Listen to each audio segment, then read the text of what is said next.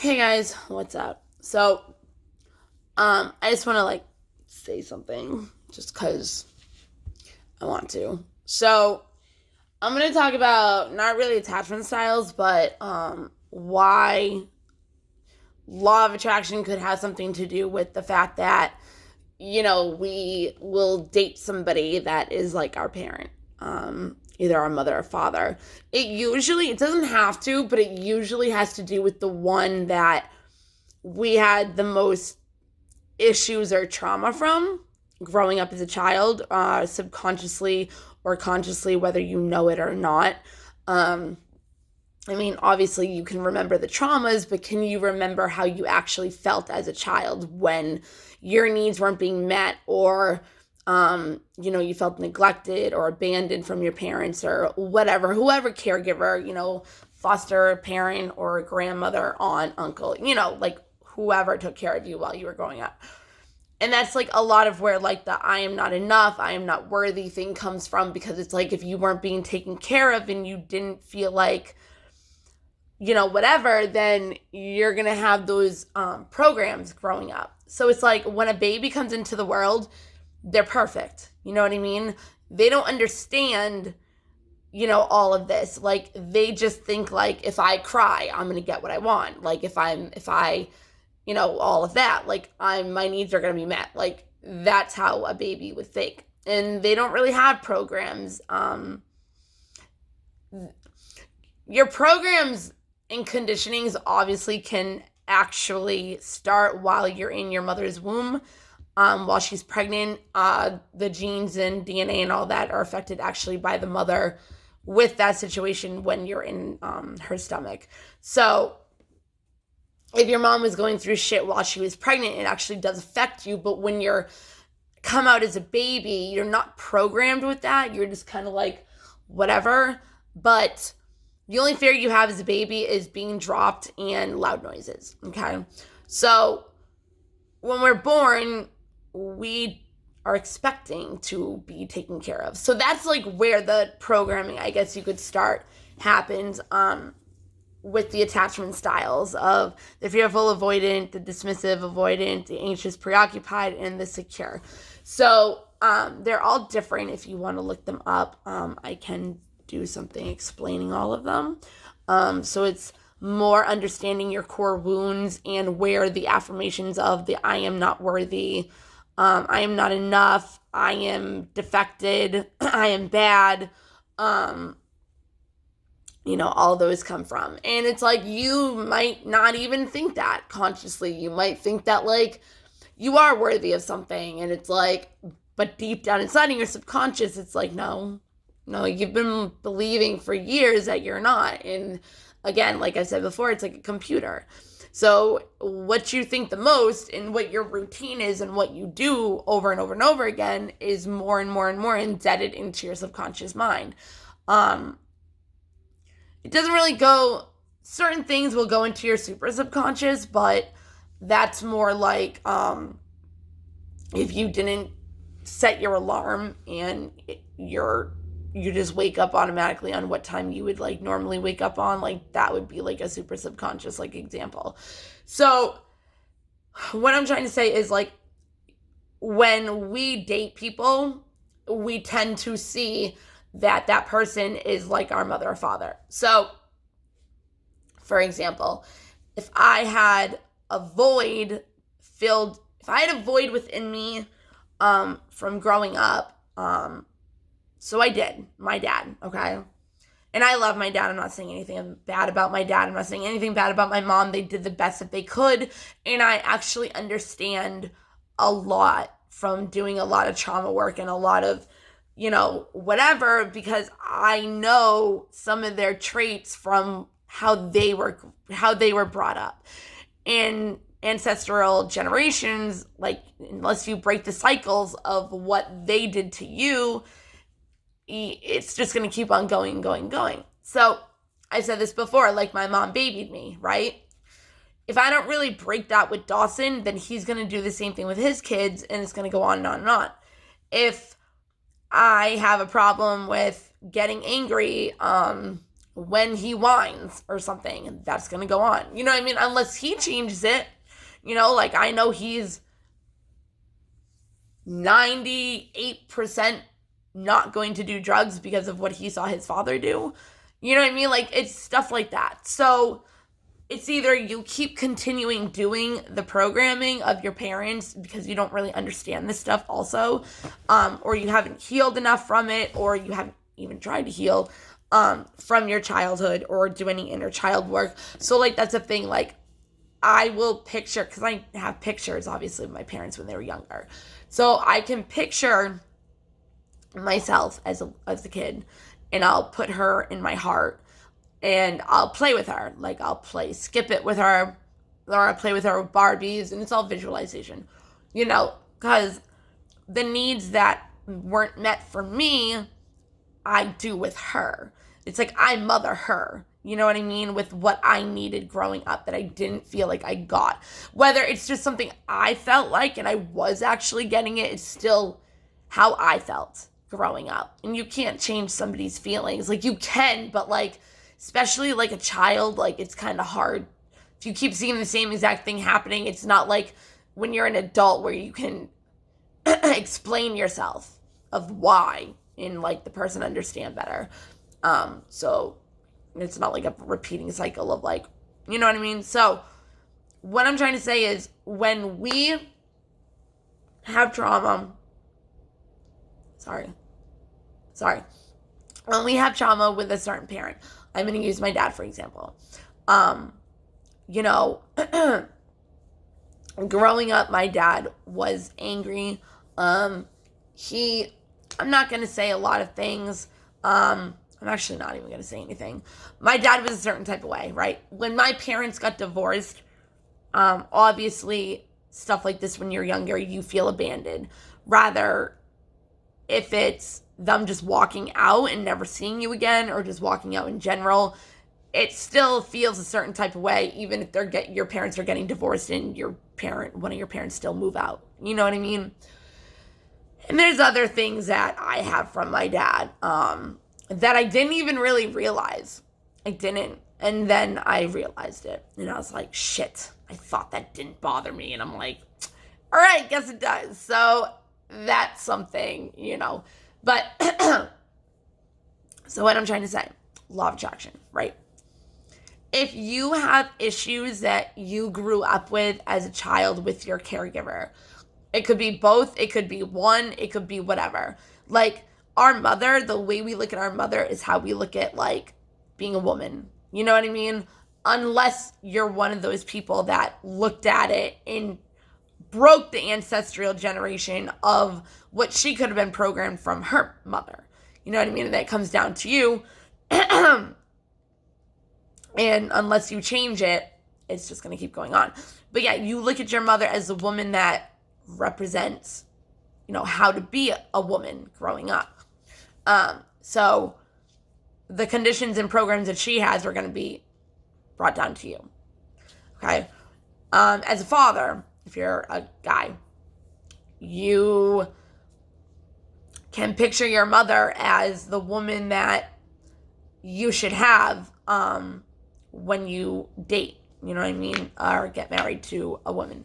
If you're a guy, normally you look at how to be the role model of how your dad is, right? So it's like we date our parents, the ones that we have the void with, and we attract that person because within ourselves, our subconscious mind has not healed from those things from our childhood.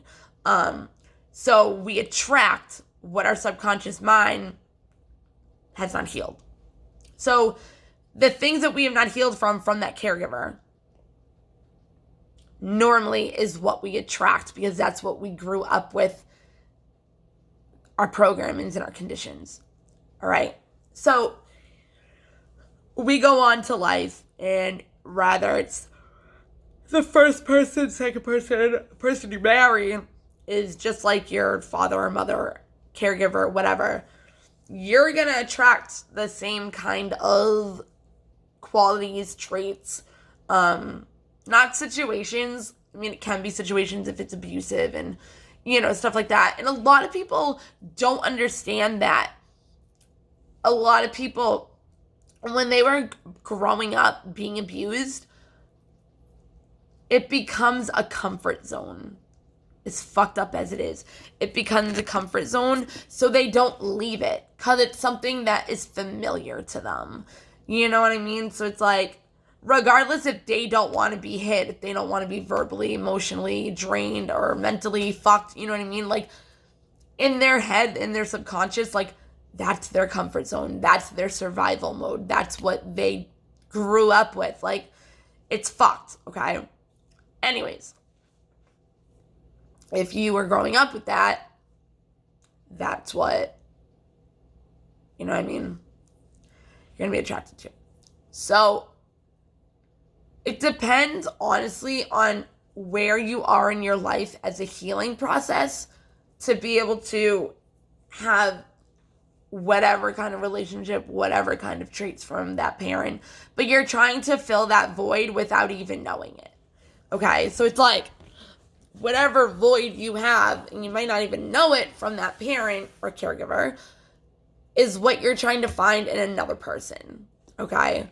So, if you have a certain type of relationship with this caregiver, you attract more and more people, or at least mates, significant others, people that you're dating. You attract more of those people that are like that, those situations, because you're still trying to fill that void, okay? If you start healing from those traumas of your childhood with the caregiver, or it can be obviously both caregivers, it doesn't need to be just one, and if it's your mother that isn't the one, then it's like you still represent her as what a woman's supposed to be. So again, if she's not really doing good things as a woman and a mother figure, it's like, unless we heal and learn that and consciously are aware of that, like self-awareness, like, we're not going to get it. So it's like, we're still going to do and think subconsciously what our mother's is, and how you grew up with them. If it's your dad, it's vice versa. If you're a guy, you try to do the same thing, which I think is harder for guys, honestly, because it's like a manly thing, and like that's how they look at their dad, and I feel like they might get trapped and stuck in their ways. Not judging, I'm just saying I feel like with men trying to please their fathers or be like their father to either have a better relationship with them or to feel like they have things in common growing up. Like my parents filed for divorce at 9 and my dad moved out. And I started smoking at 9 years old. I smoked cigarettes and my dad smoked cigarettes. And as I grew up, I smoked cigarettes with my dad. And I feel like that's something that I started to do. Jeez, my throat chakra. I feel like that was something that I started to do to feel like I had something in common with my dad that I could share as an adult or whatever. It was a filling of the void. You know what I mean? It was just something that came about. As 9 years old, I wasn't hanging out really with the right people. And that's when my parents got divorced, or filed, whatever, my dad moved out. So it's like, it's stuff like that, you know what I mean? Like, it's like you want to please that caregiver, so you do things that either they do, and it could not even be a good thing, like, you know what I mean, like smoking, you know what I mean? But it can also be a thought process, an addiction to a negative thought, like that kind of stuff too. It doesn't have to be something like what I said. And like, we don't even realize it, like, people might be like, oh, I don't even get why I do drugs. Like, what happened today? It could be because you saw it growing up, too. Like, it's not a disease. It's not genetic. It's environmental. It's an attachment style. It's conditioned. It's approval, acceptance, stuff like that from things that we don't even understand because it's in our subconscious and how we grew up. Okay? So, I'm not going to go into that. But, so this is a fucked up thing. She is... This is going to sound weird, but it kind of is. It's the truth if you think about it. So, your parent, right? Caregiver, whatever. Whichever person, like my dad. My dad would be my person. You know what I mean? But I've healed a lot and I've forgiven a lot. And I've worked on that. You know what I mean? And I've worked at having a better relationship with my dad. And I'm going to hold on that. So, your first heartbreak is that caregiver. So, my first heartbreak was my father. Isn't that weird? So, it's like, then you try to fill the void. Then you try to be the people pleaser of even that parent where it comes to your relationship where it is the traits of my father, for example. Then you want to please him like you would that caregiver. You know what I mean? So, like, that's a lot of ways why people become people pleasers and empathetics and, because say if your parent was a narcissist and then you start attracting a person that's a narcissist and you're that person that wants to make them happy because they represent your father or your mother and you don't even know. You know what I mean? So we attract what we are not healed from our childhood. Of the things that we're not healed from are the things we attract.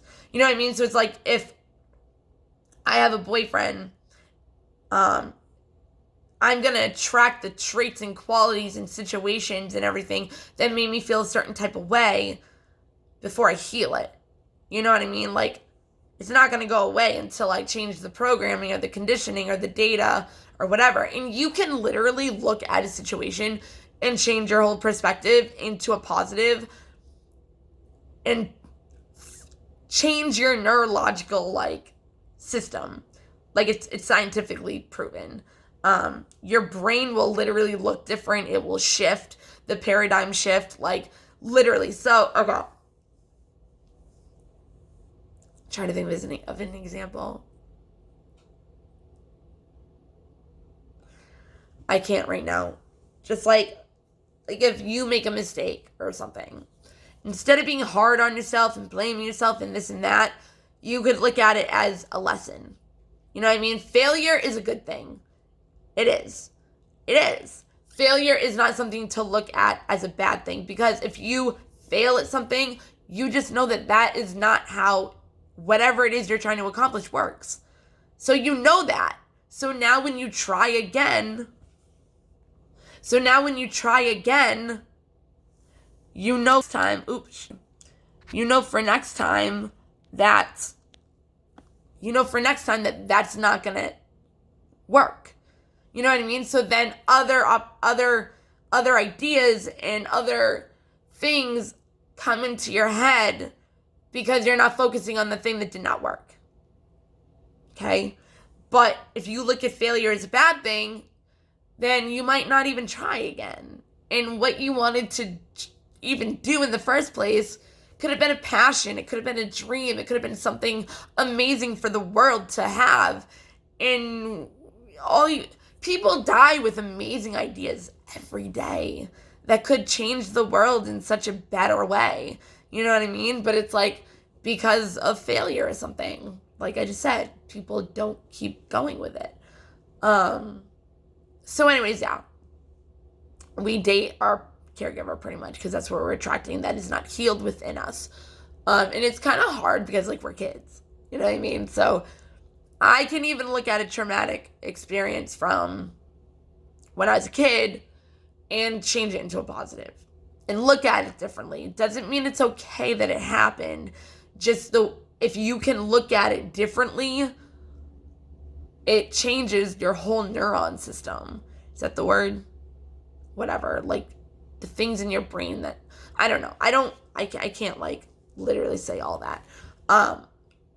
But yeah, so it's cool though, because like I said, I've healed a lot from my trauma, even with my relationships. You know what I mean? And the relationships have been like qualities that my dad has. So my son's father, same shit, you know? Even when we broke up, it was exactly like my divorce with my parents. Like literally, I would literally even say that to him. I'd be like, dude, like, this is my divorce, like, when I grow up. Like, it's happening to Dawson now. It's fucked up.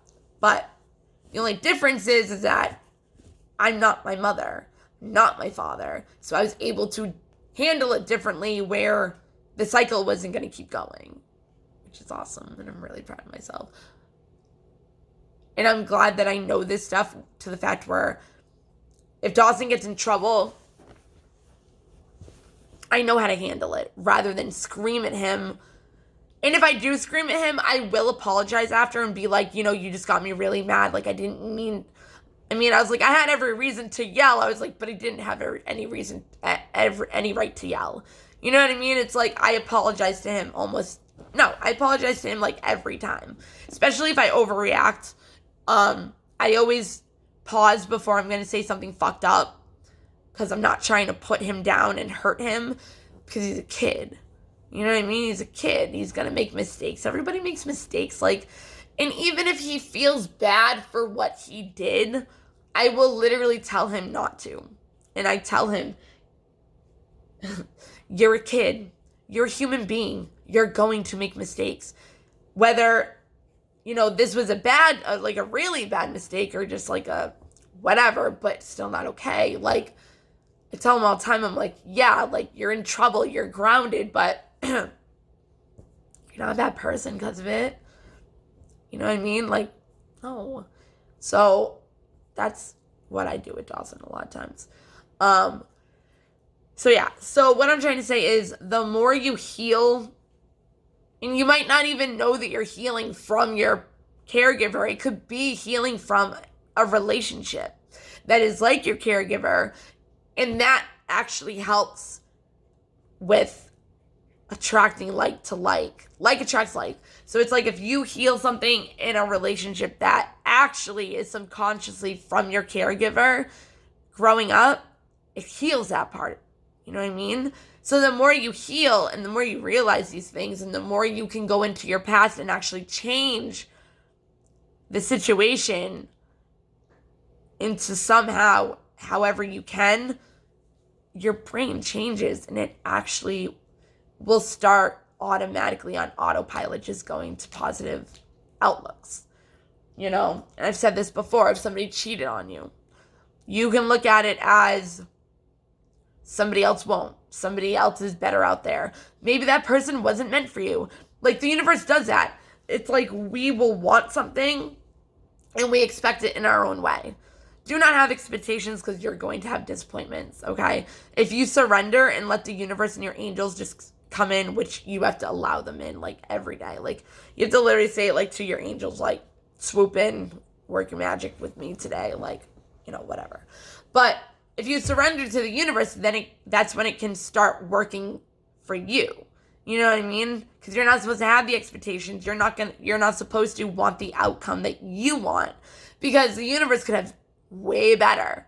You know what I mean? So this person could be treating you like fucking shit, and you're like thinking, oh, I want a baby with this person. Oh, I want this, I want that. And it's like, the universe is like, no, you want a baby? I'm going to give you somebody that's going to give you a baby. And it's going to be that person that you're supposed to. You know what I mean? It's like, but if you go against it, then it's like, you could be fucked. But it's like, if you don't know these things, then it's not as easy. So your parent caregiver is your first heartbreak. It's your first heartbreak. You know what I mean? And it keeps going until you heal from those traits and those qualities. And also, if you grow and work on a relationship with that caregiver. So it's cool though, because as you're doing this process, growing up, having relationship after relationship, blah, blah, blah, blah, blah, healing after healing from whatever, Because you don't want to bring the baggage that you have over to a new relationship. And I've learned that. You know what I mean? And I've tried as much as I can to heal from other things so the relationship that I'm in, like, it doesn't go over. Because I want the real thing with this person. You know what I mean? So anyways, and he came out of nowhere. So this is how I know. Okay, so I had John, just like my dad. Just like my dad. Just like my dad. Exactly like my dad. I mean, obviously, John was worse. John was worse. So, John was worse. But that's also because I kept having more and more and more subconscious thoughts over and over and over again about John. So it's like I didn't heal from my dad.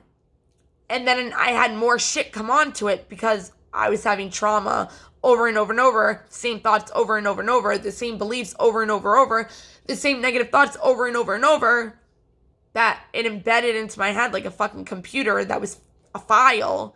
You know what I mean? It's like if you click on the file, it's gonna pop up. You know what I mean? Whether you want it to or not, if you clicked on it, it's gonna come up. You know what I mean? So it's like if you think that thought, it's gonna come up. Unless you change the whole perspective. Unless you heal from it. So what I'm trying to say, if you can look at your outside world and see a relationship come out of nowhere. Doesn't even need to come out of nowhere. It can be your friend or somebody like that you know at work or grew up with and you just didn't know. You know what I mean? But it's like the more you heal from these things, they go away. You know what I mean? And you can think of them, but that's that program, that file in data in your computer is gone. You know what I mean? It was healed. So the next person isn't going to have that trait unless you believe it to be a trait. But if you don't and you really are healed from it, you'll see the people in your life and the surroundings get better. You know what I mean? So it's like, if you look at the people that you date or come across, they're healthier for you because you're healthier in a mindset. You know what I mean? So it's like, if you would look at the relationships from like, okay, I went from my high school sweetheart and he was a sweetheart, you know what I mean? And I'm not even going to go through it. But then like, because of the way I wanted chaos because that's my comfort zone. When things got too serious, I was like, yeah, fuck this. And I made up an excuse and bounced. He told me he tried coke once. Wasn't going to keep doing it. He just wanted to be honest with me. And I was like, all right, bye. And went to a crack dealer and learned how to cook crack with coke. You know what I mean? Then from him, I went to John. So it's like all of that was because I wasn't filling that void. I wasn't having that chaos. I wasn't having my comfort zone. And when it started getting really serious where I was like, no, you know what I mean? Because obviously people like me and other, whatever, from being a fearless avoidant and, having the trauma that I did and going through what I did, obviously I was going to have commitment issues and intimacy issues and shit like that. So I kept going for the people I was dating, So the more you heal from that caregiver, the more you can heal from those experiences, you will see how much you've healed in the people that come in your life. It's really cool. Because after John, I had a relationship with somebody and I could tell a lot was different. You know what I mean? Like, I could tell what I still did not heal from and what I did. You know what I mean? And then after I left that relationship, because I walked away from all of them. Because of my self-worth, of how I felt about myself. I didn't think I deserved the things that were happening to me. I didn't think I deserved, all that shit. So then, after I left the relationship after John, this fucking kid pops out of nowhere. And I actually, because he was my healed version, I got scared of him. So it's like I got scared of myself because you're a mirror of everybody that comes into your life in somehow, some way. So the universe was pretty much bringing him to let me see how I am with other people too, but I can't do that to myself. So when it was happening to me and it was all passionate and so loving and so like intense, I was like, oh my God, like what the fuck? And I kind of like ran away. But just to see that in a person that wants to be with you, it's very interesting. And it's really cool because you know that you've healed from all that. And you can maybe even see that you do have a better relationship with that caregiver and maybe you just don't even realize it. But we're not supposed to go by our external factors. It's within us that actually creates our reality. So, I'm going to leave it at that. I think I said enough. Yeah, so the more you heal, the better people and opportunities will come into your life. Not mainly, but because you can have a friend that comes into your life that acts exactly like that caregiver, or have a boss or whatever. But I'm talking more about like guys or girls or that you date or you even go for. Like if you have commitment issues, okay, you're going to go for the people that you know are not available because you don't actually want to be in a relationship, but you do. Consciously you do. Subconsciously you're like, no. So you go for the people that you know will not commit or will not be with you or this or that and the other thing. It's fucked up. Like if they're emotionally unavailable, like you go to that person because you know subconsciously they're not going to commit to you and you're not going to have what you want. So it's very interesting. I love this stuff. And it helps me because I learn it and then I can teach other people. But, okay. I think that's all I have to say today. Have a good day. Bye, guys.